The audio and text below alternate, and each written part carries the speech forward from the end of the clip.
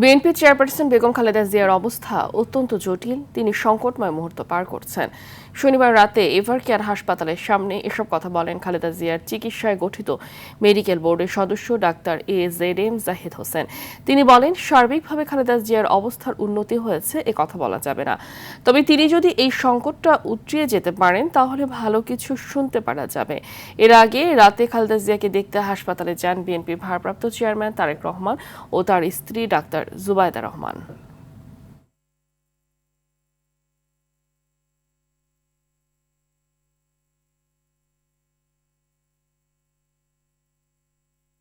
অবস্থা অত্যন্ত জটিল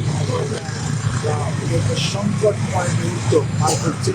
যদি আল্লাহ করে চিকিৎসকদের চিকিৎসা প্রচেষ্টা আল্লাহর শেষ মেহেরবানি, উনি যদি সংকটটা উঠিয়ে যেতে পারেন আলহামদুলিল্লাহ।